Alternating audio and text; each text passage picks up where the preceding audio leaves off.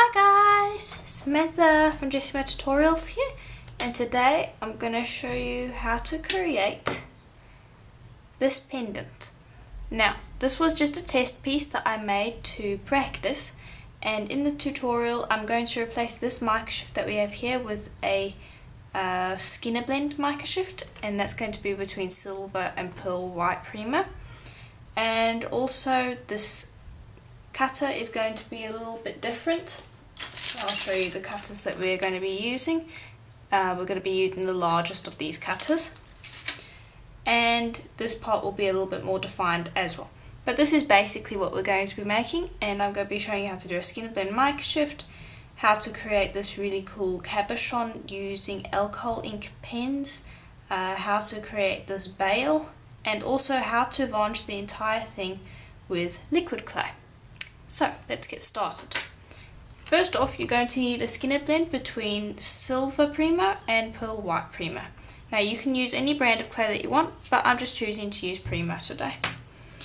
So I've just got these two triangles together, and I'm sure most of you know how to do a Skinner blend. If not, visit my website JessamaDesign.com. In the beginners section I have a tutorial on how to create a Skinner blend if you guys need to check that out. And I'll provide a link to my website. Okay, now you would just create that into a Skinner blend. Okay, so there's our Skinner blend. Nice and even. You want it to be a solid colour like this, if you know what I mean. You don't want these streaks in it. To create a good mica shift, you want something like this. Now that that's done, we'll just put that off to the side for the moment, and we're going to start creating our cabochon for the middle. Okay, and so what you're going to need is a ball of pearl white. And all you want to do is just take a piece and pop it into a ball. Okay, now that's a little too much. We're going to be popping it into a mold, and so you're just going to need how much you need for the mold. So I'll just bring that mold over, and this is the Sculpey mold, and so I'm just going to take enough. I'm just going to spritz a bit of water in there, then grab that and smush that into the mold. Okay, and if you're wondering what the rumbling is in the background, I'm not sure if you guys can hear it or not, but if you can, there's just a thunderstorm going on outside. It's making a little bit of a noise, so if you're wondering what that is in the background, that is what it is. Okay, so you'll just shave off that top part and pop that out of the mold, and I want you to make about 3 of those, and we'll call them all, because we want to make 3, we want to make backups, because sometimes you can have issues with the liquid clay, and so you want to make a backup or 2. Okay, so I've done 3 of the medium size in here, so you can see that there's a medium, a large and a small. So I've done 3 medium and 3 small.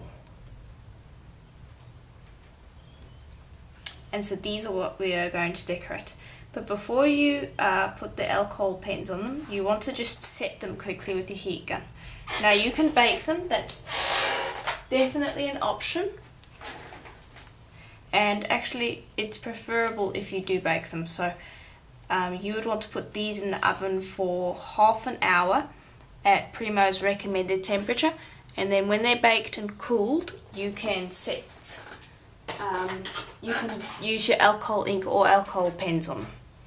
So I'll go pop these in the oven, and then I'll show you how to create the mica shift in the meantime. Okay, so I'll bring this over, and let me just brush it off quickly. There we go. And what you want to do is you just want to fold it in half. This was run out on my thickest setting, and so by folding it in half, I've just made it a bit thicker. And I'm just brushing off these pieces that I accidentally got on it.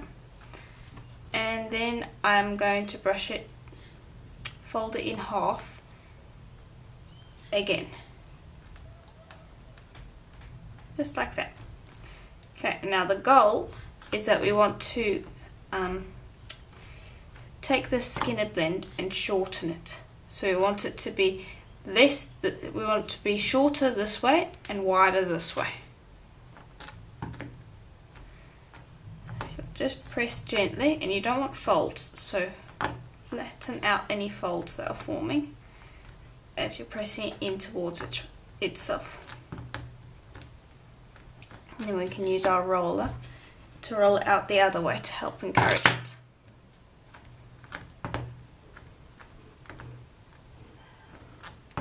Okay, so now we've made a somewhat squarish piece. That's what we're aiming for. Okay, there we are. Now we can start creating our mica shift. And what I'm going to be using are just some circle cutters. And so I'm going to be using these Kemper cutters, which are nice and small. And then I'll also be using some cutters that I got from not Towards Polymer, okay? Over the Rainbow, that's right. I'll be using those cutters. And so I'll start with the largest one. And we're going to press it into our piece. And you can have a specific pattern if you want. I'm going to go with a specific pattern, but that's completely optional. So just take your pieces and push them into the clay in your desired pattern, and this is going to create our mica shift.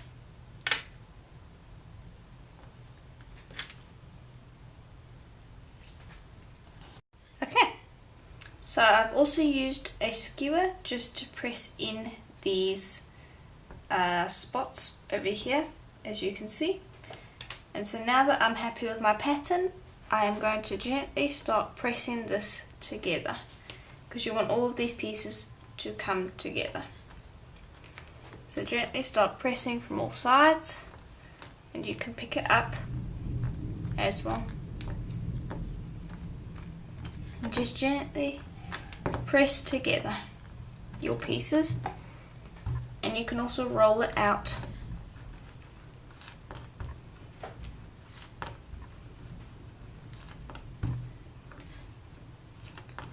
And you can see that it goes quite quickly down. Okay, and then you can squish it back together. Your goal is to just get all of these pieces nicely back together into one piece of clay, so it doesn't fall apart when you're slicing it later on, which is what we're going to be doing.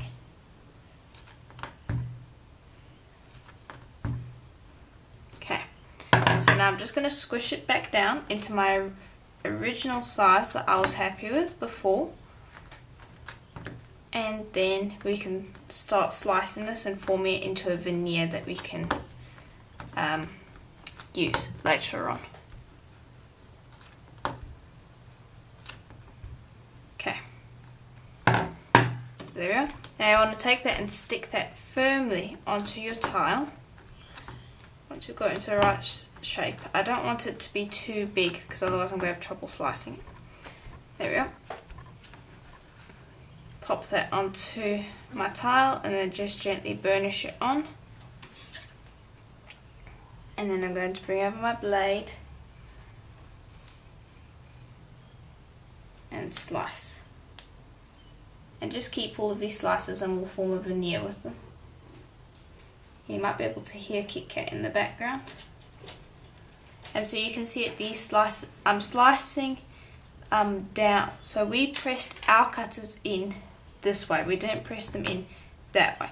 So you want to slice that way and then flip the slices, because the mica shift will look better. Okay, I'll just repress that down onto a tile. Sometimes you might need to reshape it and re-squish it down to make sure that it's stuck.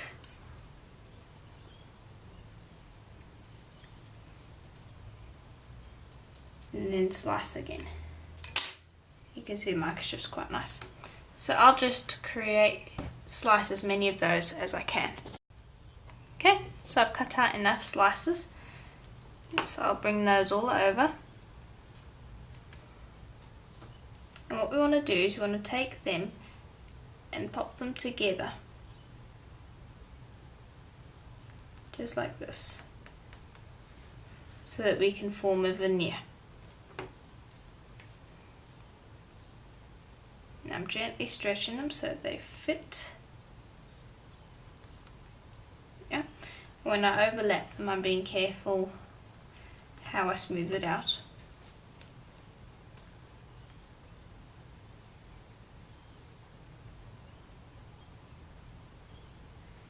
I'm just popping it all together. I think that I want to be like that. There we go.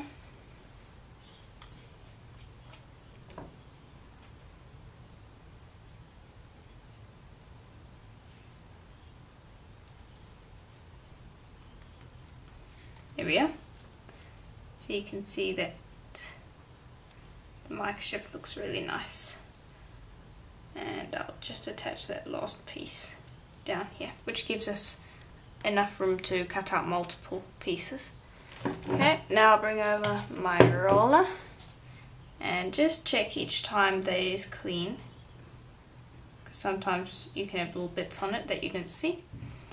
And then roll your piece flat.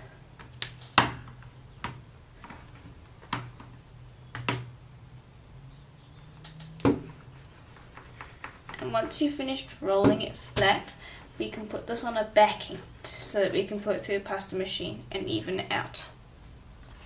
Okay, so I flattened it out as much as I can.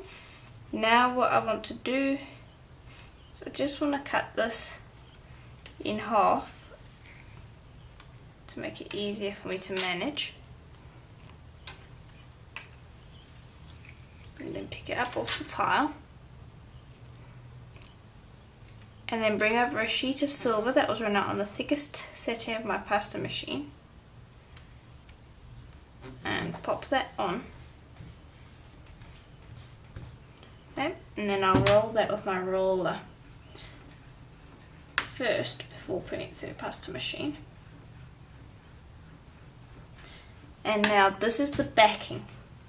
So you need two pieces. You need first the one that's going to be the backing, which is this part, and then you need this part, which is going to be the front part. And the front part needs to be thinner than the backing. So this is our backing that I have. So now I'm just going to trim off these excess bits. There we are.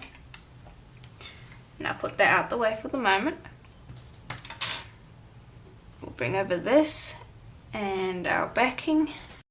And the backing was run out on the middle setting of my pasta machine. And I'll just place that on and roll it out with my roller. There we are. Okay, and then I'm just going to trim away this excess bit to tidy it up.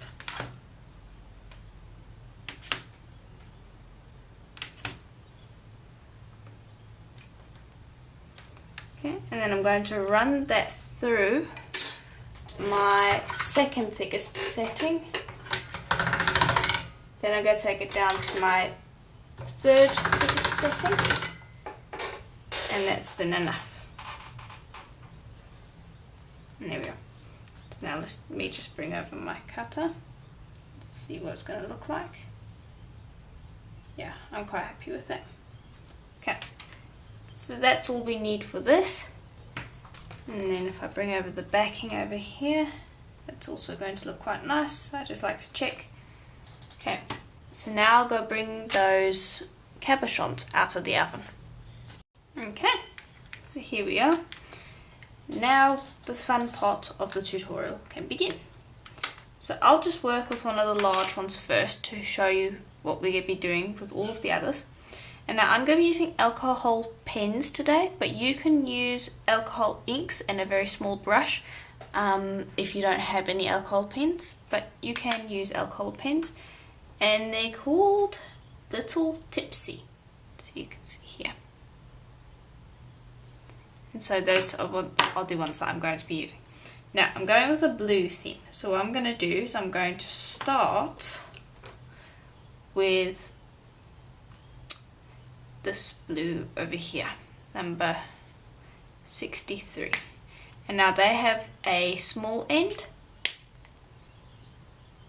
and a broad end that you can use. So I'm going to be working with the thin ends. Now the reason I've baked the clay before putting this ink on is because when you put the ink on before they're baked, first off you can't hold it as nicely as I am over here, and so you're going to distort your bead a little bit, and also because the ink just doesn't sit as nicely on it. It absorbs into it. With this you can really sit and have fun with it, and it will stay nice and fresh. The colour will remain nice and bold on the outside, on the clay. If you were doing it on raw clay, it would absorb straight in. So I'm just doing lines, kind of like you would if you were doing seaweed strands. There we go, and I'll just do that with one colour. Then I'll move on to the next one, and I'm going to be using number 64.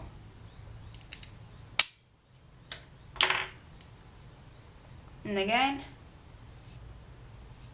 I'm just going to be doing lines across the entire piece. And now I'm going to show you this entire process because there's different stages throughout it. And now what your goal is to layer these inks until you can't see any more of the pearl white. And it's important that you do pearl white because it's going to make the piece very shiny after you've put the liquid clay on top. Now I'm going to switch to 66. Oops, wrong end. Want the thin end. Now the blues that you start with are going to be your base. And so whichever blue that you want it to be, if you want it to be a greenish blue, light blue, or a dark blue, whichever one you want to be the primary colour in your piece, start with that one.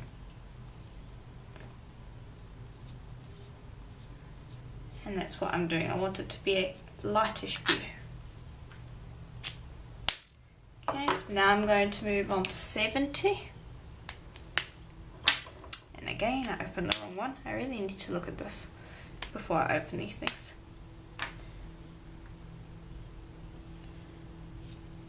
And you can see that one's a bit darker.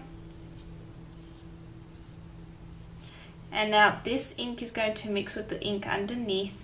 And it's also going to do what alcohol ink does best. It's going to create these watermarks almost, because it's got a whole bunch of ink lying underneath, which is really nice. And it creates a lovely water effect. Now I'm going to move on to number 72.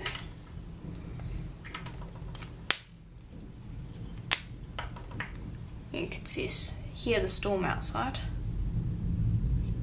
and I'm going to be focusing on trying to get these areas that don't have their white covered yet, because we need to cover all the areas that have white before we can move on to the next bit.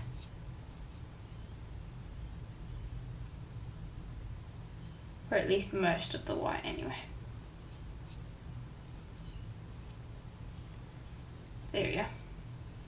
Okay, so I'm pretty happy with that. Now we can move on to the next bit, which is going to be spotting. So I'm going to be using number 61.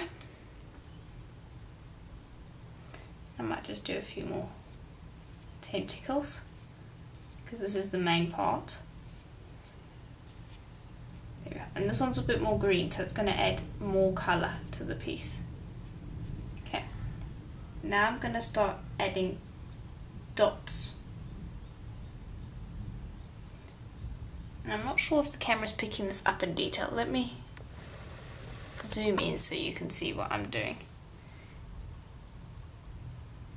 What I'm doing is I'm just putting dots of colour.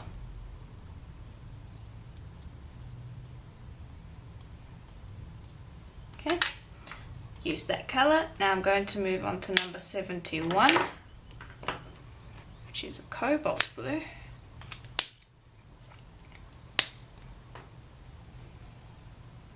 And I'm also going to be doing spotting with this one. And now you want to do the spotting after you've got a good layer of ink, because otherwise the spots are going to look too rounded. These ones are going to spread out like you would if you were dotting ink.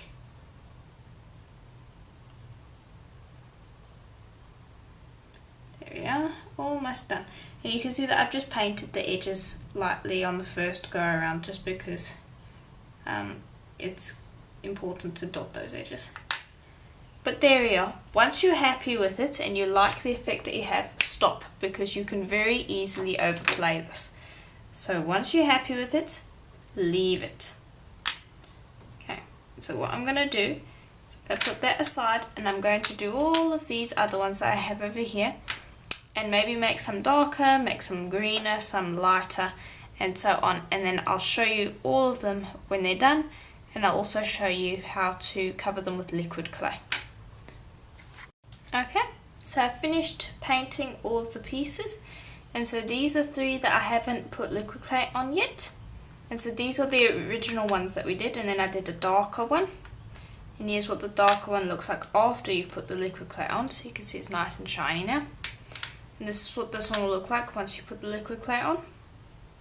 And then I did a little green one as well, and you can see the liquid clay looks nice. Now, the reason we've made all of these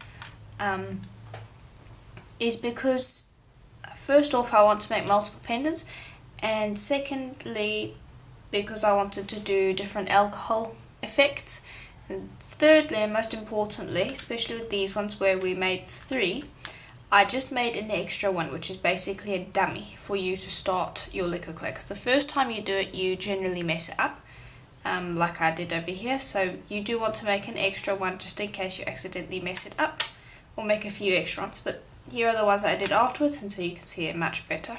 So you do want to make a dummy that's going to cover you if you make a mistake. So I'll put those out the way, and I'll start with these. So what you're going to want to do is pour a little pool of liquid clay. Let me zoom out. There we go. Now you'll be able to see better. And then you want to take a brush which is dedicated only for liquid clay, and this is translucent kato that I'm using. And you want to gently start dabbing the liquid clay on.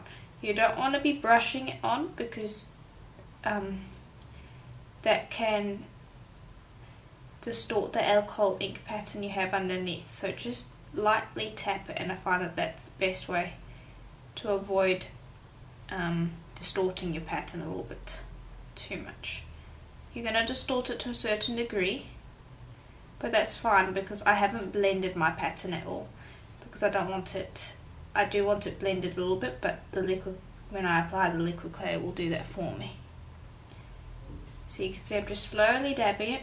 And now the trick is to not put too much of a coat on here. You want a very thin coat of liquid clay. Any areas that are too thick with liquid clay, first off, won't clear up as nicely, and secondly they can cause issues when you're busy curing it with your heat gun. Now you could bake this in the oven before you use the heat gun, but I find that it's just more translucent when you cure it straight from when it's raw. Okay. Now I'm just going to blow on it to help level the liquid clay. And then I'm just going to brush off my brush a bit. And I can see that I have some areas over here where my liquid clay is a little bit too thick. So I'm just going to gently brush that out. And now you can see I'm only covering the top bit, because that's the only bit that you need.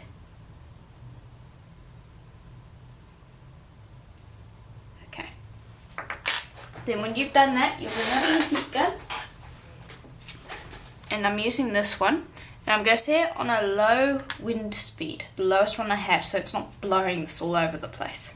And you want to be waving it around, and just watch that your liquid clay doesn't all spill to one edge. So you want to be waving it all around, trying to keep the liquid clay even.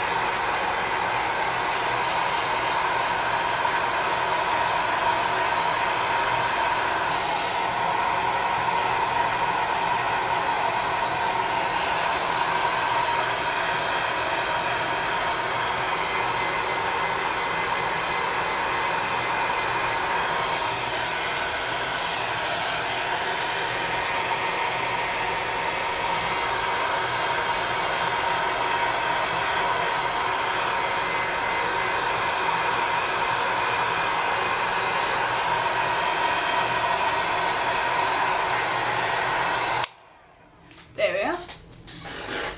Just pop that down onto the floor and you'll now be able to see what it looks like. Now this is quite hot, but I do want to bring it up to show you. So you can see it's all shiny and it's gone completely clear. If you see any areas that are slightly foggy, you need to attend to those areas because that means that the clay is not baked. So you can see now that that one was done much better than this one. This one I smeared the liquid clay a bit and the liquid clay ran off. So that is what you are aiming for. Nice clear coat. Now if you don't want to do this with the liquid clay or anything, that's fine. You can use Varathane, but then you need to varnish it after you've assembled your bead. Okay, so I'm now going to go and coat these. Okay, so I've finished all of my pieces.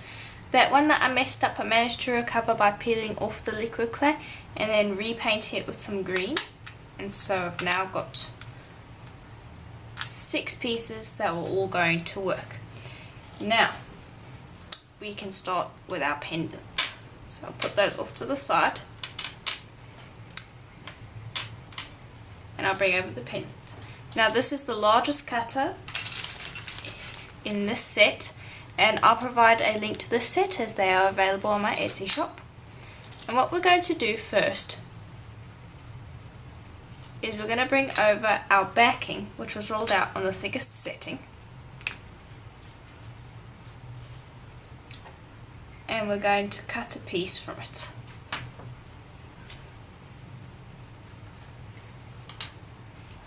Okay.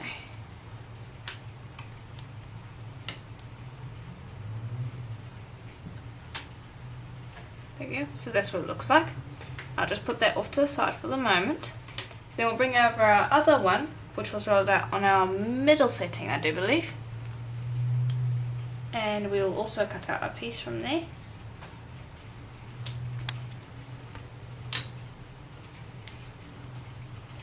Okay, now what we are going to do is we are going to decide the size of our cabochon in the middle. So do we want it that size, or do we want it that size? That is entirely up to you.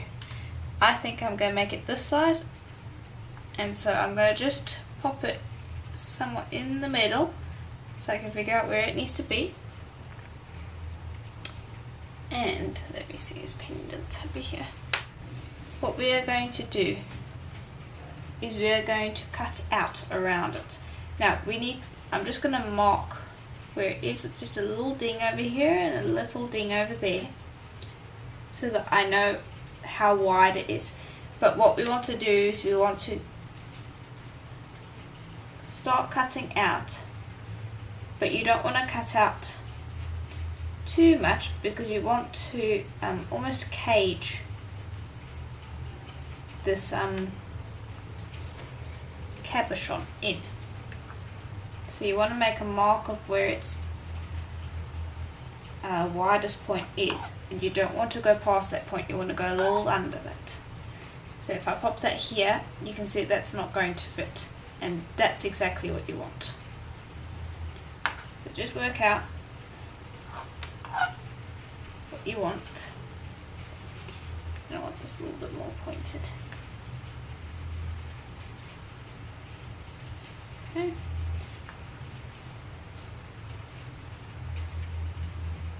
And so you'll just play with this until you're happy with how it looks. I'm almost done. I just want to do this last little bit.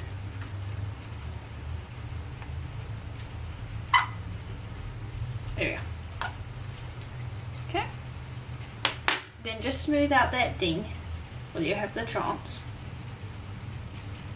And just smooth out the entire bead. And then bring over your backing. And now remember, the nice part is going to be the back.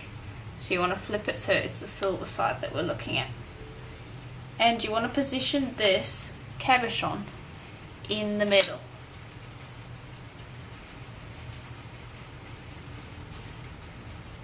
Move it a little down. There. Then bring over your blade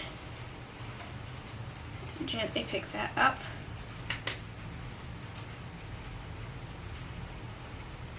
Now this bit can be a little delicate, but you want to place this on the outside.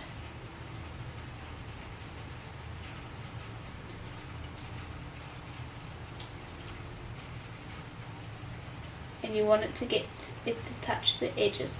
If it overlaps a little bit, that's fine, you can fix that.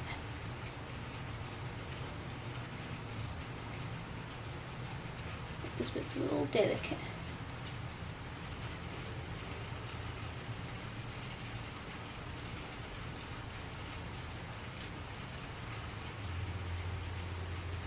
Okay. Now I'm going to just gently smooth. And now I use the largest cutter for this. Now I'm going to go down one cutter and cut it out, so that way I get nice clean edges and everything sits together happily. Okay, I just need to position the cutter there. Then you'll cut that down here and move that out the way, and that way you can make sure that your piece is nice and symmetrical. Now you can see that compared to this one, this part over here is a little wide, and so I'm going to be making multiple pendants, some with this bit quite small, some with it big like I have done over here, and so I'm going to show you multiple pieces when this is done. So now what you want to do is you just want to gently smooth out all of these edges and make it all nice and finished off. And just tend to these edges, make sure that they're all good. Got a little hair there that I want to get rid of. There we go. Now just gently smoothing, because I don't want to have to smear this. So if I can get these edges all smooth, I won't have to do anything about them other than sand them a bit. Okay, and then we'll pick that up.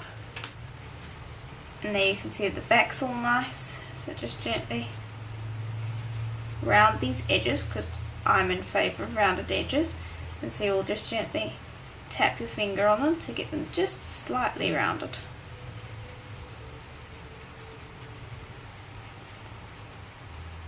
And there's what it looks like so far. Okay, now I'm just going to clean up over here,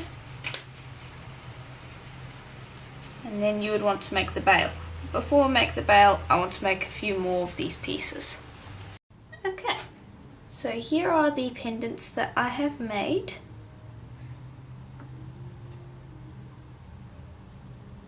And now some of them are larger than others, some are smaller. I've made a variety of sizes. I've actually made 2 of each size. There you go. So here's that other one that you can't really see all that well. Just pop that over there. But those are the ones that I've made, and I'm quite happy with them. They look really nice. I love the skinner blend. As you can see with this one, there is no skinner blend in it, and so the skinner blend adds just a little bit of interest to it. This one also, you can see that the alcohol ink cabochon in the middle isn't as interesting as the one that is in these ones, because these ones the lines are more defined, the dots are more defined, while this one's a lot more blurry, and so that's quite nice. Now we are ready to add that bail at the top, and I think I'm going to name not this project in of itself, but the actual design that I'm using to create these pendants. So the design idea of this kind of arrow shaped pendant along with this curved bail, I think it would serve well to be called maybe a bull's head pendant. Kind of looks like that, so you could use it in a tribal essence. So anyway, we want to start making our bails now. So what you want are some sheets of your mica shift, and I had some left, and so I took them and I popped them on a sheet of clay that was run out on the middle setting of my pasta machine, and then ran it out until it was on the middle setting to create something like this. Then, if I can find it, here we go, I trimmed it down so that it's a nice square piece to work with. So this is what we're going to cut our bails with. So I'll bring over a skewer, which is what we're going to wrap our bails around. I'm just going to flip this upside down and pop the skewer there. And I'm going to use my firm blade for this. I'm just going to cut out that. And then I will wrap the clay around the skewer. Now the point of the skewer is that this clay shouldn't really stick to the wood all that badly, whereas with metal you would have to bake it before you could get off. This one you want to be able to remove the wood in skewer. So preferably make your bail on a mandrel that's made from wood, or just a wooden skewer will work just fine. So I cut that. Now I'm busy folding it over to mend up that seam, just like this. Okay, then I will roll it against the tile, and now what that's going to do is also going to loosen this clay from the skewer, as you can see. I'm just going to stretch it out on the skewer to keep that thickness even. And then I'm going to take my blade and I'm going to trim off this excess so that I get a bail that is the right length for my liking. There we are. Okay, then I'll just remove that from the skewer, and you can see it slides off really easily. Rolling is definitely important. It helps remove it, helps unstick it. Now I've made a few bails already, and at multiple lengths. There's no specific length, just I've made a few. Now I'm going to bring over my largest pendants, which are going to get the longest ones. So out of these, I'd say these are the longest ones, and then that one's thin but it's long, so there we go. Okay, so I'm going to take this and I'm gently going to curve it while I attach it. And now before we do this, actually what we should do is we should put it on a tile that we're going to bake it on. And so I'm going to bake it on a piece of paper so that the backings don't get all upset with me.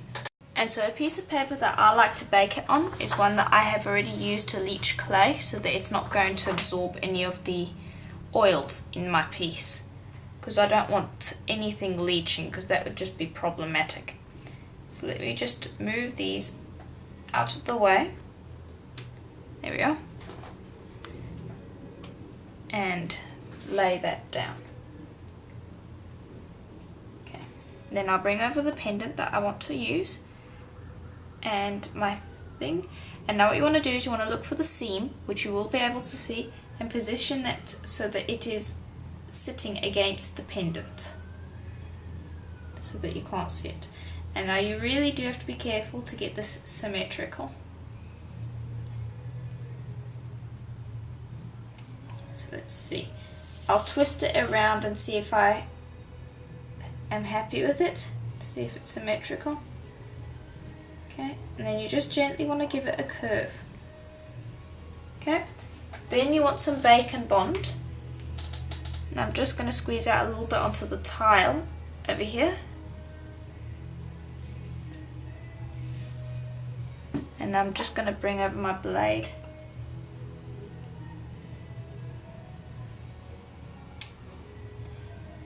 And I just want to attach just a little bit there.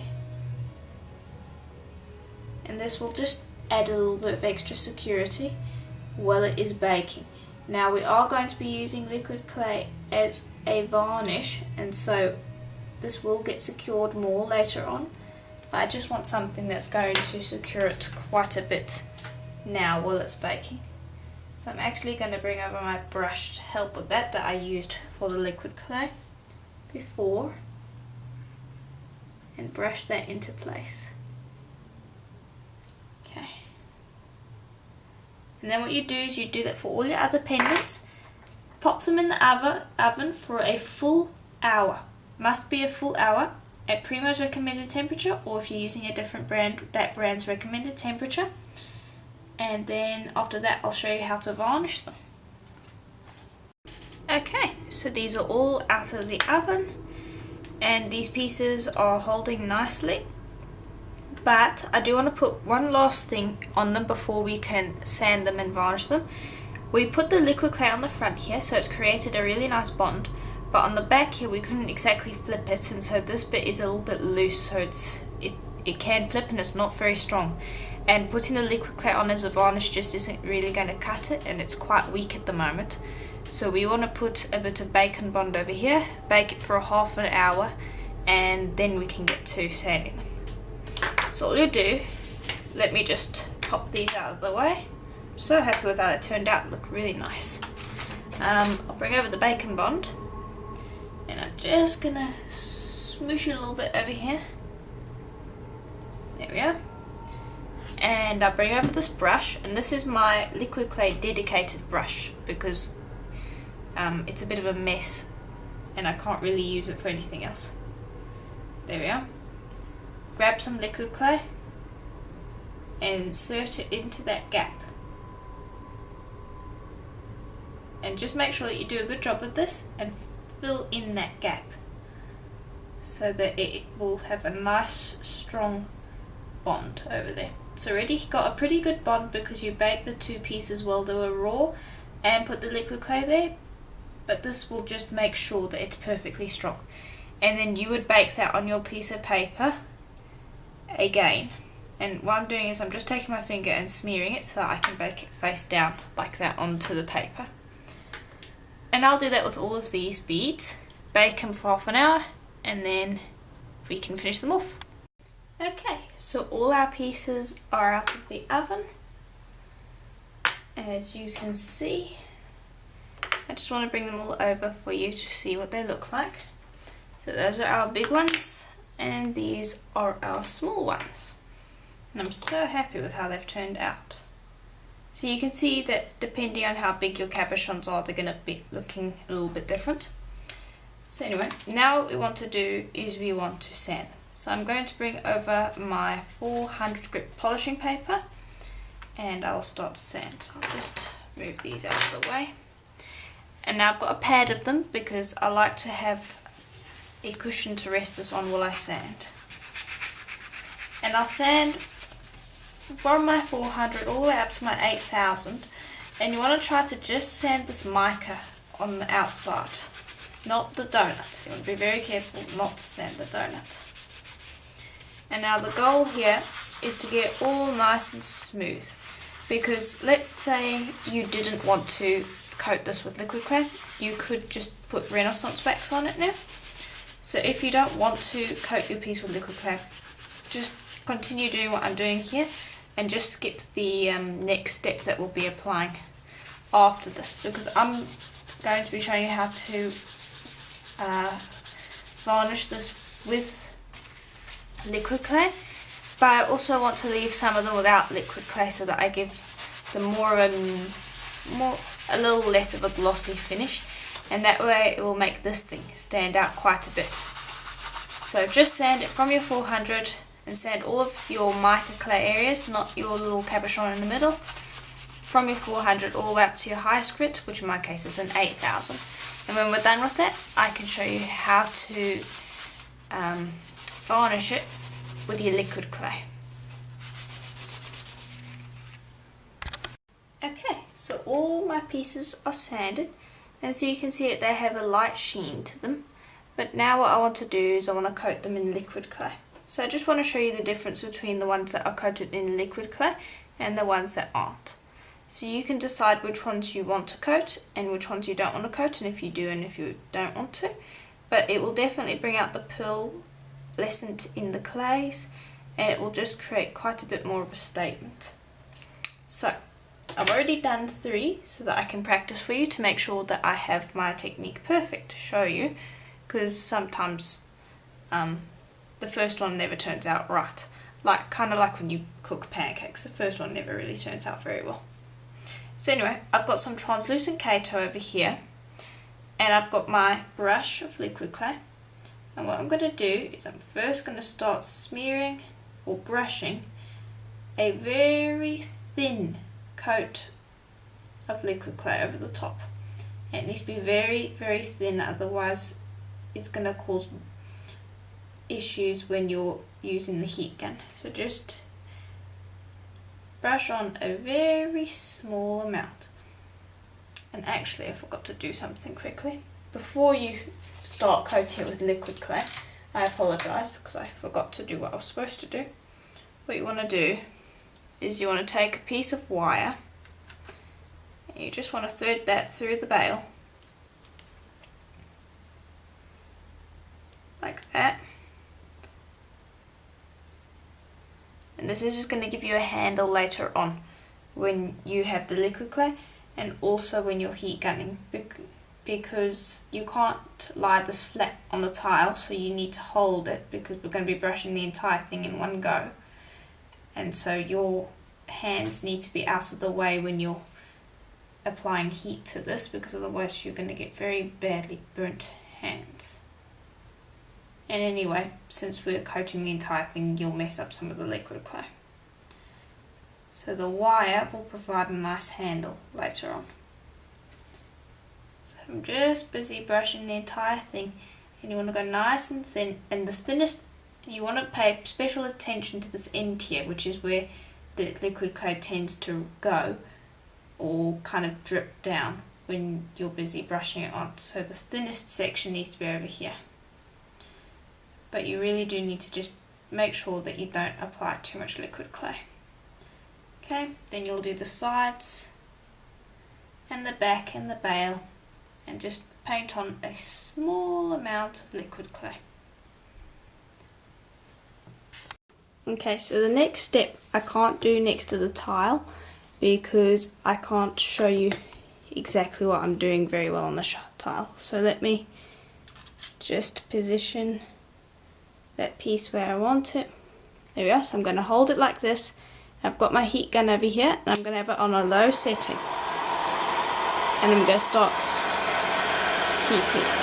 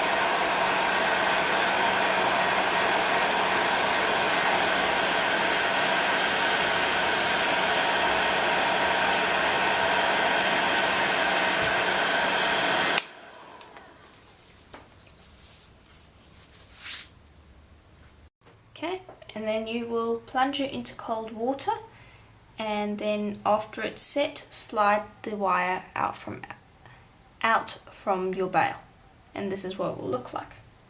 So you can see that it definitely goes a lot more shiny and a lot more interesting.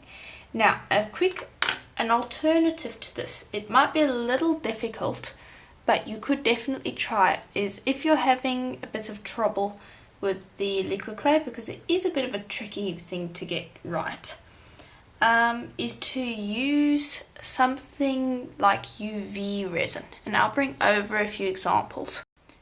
Now these resins will set under a UV light, and so they all set a lot quicker than the traditional ones, and so you can give these ones a try instead of the liquid clay if you want to. I haven't got a UV light yet that is the right wattage, so I haven't been able to try these out, but I have seen lots of other people that have tried them out and they work really well. So I really need to get the right UV lamp because I can't buy it offline, so it's a little bit of a problem. But if you're having trouble with the liquid clay, these are definitely an option. You'll basically just use the exact same method that I used for the liquid clay, except that instead of setting it with a heat gun, you would pop it under the UV lamp that you're trying to use, and you would twist it around just to make sure that everything gets coated properly. So you'd have to play around with that, but it is definitely something that you can consider. Okay, so now I'm going to go coat the other beads, and then I'll show you what they all look like at the end. Okay, so I'm finished all of these pieces, and so I'll just bring them all over. Those are the large ones, and here are small ones. Just move them so you can see all of them at once. And there we are. Quite like them. I've decided they almost have a medieval sort of feel to them, kind of like a sword in the stone feel, so I'm a bit in a dilemma on what I should call it. I'm thinking of calling it a jewel of the ocean, but I'm not completely sure whether I'm going to call it that or not. But anyway, those are all of the ones that I have completed, and so now I'm just going to show you how to string one, and really it's just going to be a very simple stringing technique. You can pop AccuFlex through here, you can pop cord through here, anything you want, but today I'm just going to use a simple rubber cord since it looks quite nice on it. So I'll just pop that rubber cord through, and this is a pre-made rubber necklace that I have.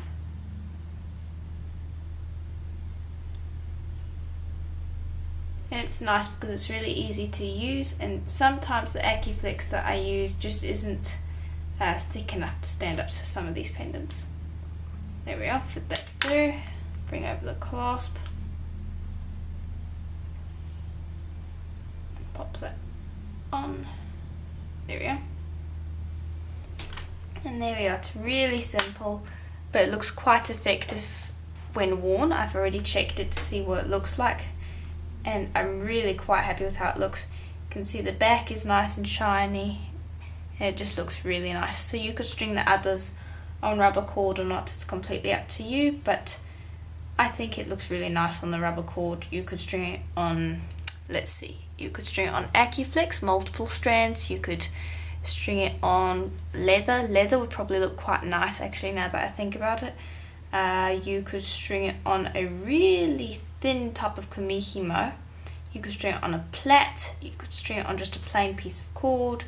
You could have silk strands coming through it. There's lots of things that you could do with it, so play around with your stringing type, but basically I just think that it looks nice on a plain piece of cord so that the pendant really stands out. And so that's basically it for today's tutorial, and so I do hope that you enjoyed it. I really did enjoy showing you these pendants. I've been holding it in the back for a little while, practicing it to make sure that I got it right for you, and so I'm really happy with how they all turned out. This one's actually one of my favourites because it just happens to be that the colours that I used here really remind me of a stone. I'll see if I can go find the stone quickly to show you what I mean. And I'm pretty sure it's Amazonite that I'm talking about, but I'll go double check. Okay, and here's the stone, and I was correct, it is Amazonite that I was reminded of. So this one's a little bit too blue, as I wasn't actually going for it, but it does kind of look like that, so you might want to go and have a look at some gemstone photos and see what you can do with the alcohol ink pens. I might explore a little bit more into this and see what I can make, because I really like how that looks. So anyway, I think I'm going to call these medieval jewels, because I just think it it really just reminds me of some sort of medieval European sort of style, so I think that's what I'm going to call them. And so anyway, I do hope that that tutorial was helpful to you, and if it was, please do let me know, as I always love hearing your comments. It's very encouraging. And please do send in photos of what you do using this tutorial, as it's quite a fun tutorial and there's many different ways that you could interpret it. I mean, you don't necessarily have to do the cabochons. You could just do this whole backing a little bit of a different colour to create a bezel maybe. You could maybe do a different shape cabochon, maybe an oval or a square, or a teardrop would look quite interesting.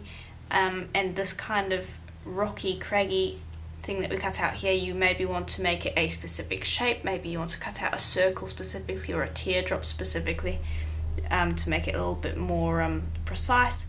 Maybe you want to change the shape of the pendant. Maybe you want to leave out the bail or change the shape of the bail. Maybe you want to change the outside over here that we use. So there's many different ways that you guys can play around with it. So I do encourage you guys to go and play with it. It's such a lot of fun. I'll probably be revisiting this design later on to see what I can do else with it, as it's such a fun design. And so I do hope that you picked up a bunch of tips in here, and I hope that you had fun, and I'll see you in the next tutorial. Bye for now.